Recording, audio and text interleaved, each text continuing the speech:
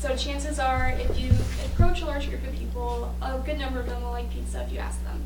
And this is because pizza is kind of like a cultural icon. It's cheap, it's easy to make, it's tasty, and it's a good option to feed a lot of people. It's served at sporting events. It's used to entice you to go to events that you'd rather not go to, and it's loved by college students and older generations alike. So, considering the wide popularity of pizza, have you ever wondered about its history? Well, I didn't really wonder at all until I visited Italy, and it kind of like renewed my love for pizza, made me realize it's one of my favorite foods. And when I got back, I decided to do this research on this subject just to do my informative speech for you guys. So today I'm going to cover the history of pizza in 3 points: pre-modern pizza, modern pizza, and pizza in America. So to begin with pre-modern pizza, pizza has existed since all the way back in 6th century BC, but it wasn't pizza as we think of it today. It was like flatbreads with cheese, herbs, and spices, and sometimes vegetables and fruits. It existed mainly in the Middle East and the Mediterranean area, so it was really popular with Greeks, Romans, Egyptians, Armenians, and Babylonians. However, it was extremely popular with the Greeks, Romans, and Egyptians, and they had a type of like pizza which was herbs and oil and spices, basically, which is similar to a pizza that we have today. There were ruins found in Pompeii which had tools that were similar to tools that we use in pizzerias today. So even though pizza itself has changed, the tools we use to make it haven't really changed all that much. And there was a recipe from the 1st century AD for pizza, which includes ingredients like cheese, garlic, mint, pepper, and oil, which are all found on contemporary pizza. And the word pizza first appeared in the world, I guess, and in literature in 997 AD in Gaeta, Italy. However, pizza as we know it today didn't really come around until tomatoes came around. And so modern pizza is characterized by tomatoes. And so they found tomatoes in Peru and brought them over in 1522. And at first they wouldn't eat them because they thought they were poisonous. They were of the nightshade family. However, poorer populations started adding them to their food shortly after that, after they found out it wasn't poisonous, but it was just kind of not eaten by the wealthier class.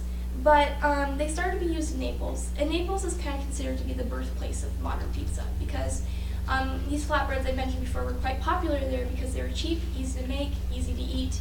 And so they added tomatoes to those flatbreads, and thus pizza was born. The dish became quite popular in that area and a little bit outside, but not quite the widespread popularity that it has today in Italy.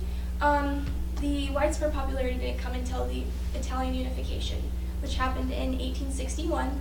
And in 1889, there's kind of like a legend where King Umberto and Queen Margherita visited Naples, and they were kind of tired of like the hoity-toity food they'd been served, so they went and got food from the poorer population.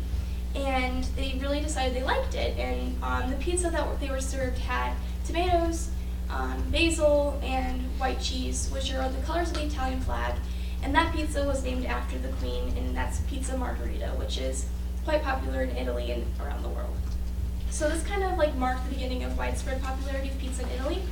However, pizza in America didn't quite gain the same popularity until a little bit later. So pizza came with immigrants to America. It was popular in areas where there were high immigrant populations. So that includes New York, St. Louis, Chicago, and Philadelphia. And these places all have like distinct pizza styles today, which is interesting to me. But the first pizzeria was Lombardi's, there's a picture on the bottom there. And it was opened in 1905 in New York. Before that, they just had pizza stalls. This is the first official registered pizzeria. However, it didn't really gain widespread popularity until after World War II, because before that, it was just kind of seen as an ethnic food. After World War II, soldiers were exposed to pizza on the Italian war front, and there was kind of a boom in popularity. They came back and kind of spread the word, I guess. And so this is when pizza kind of gained popularity outside of immigrant communities. And so pizza chains started opening in the late 1940s and early 1950s. These really big chains kind of opened, such as Pizza Hut. However, pizza didn't really reach its peak until the 1960s, and this is when frozen pizza was invented, and this increased accessibility to people who probably didn't have access to pizzerias or other pizza places. And then in the late 1960s, pizza places began delivering, and this was kind of just the beginning of modern pizza culture, where you have pizza delivered to your house or pizza delivered to an event. And so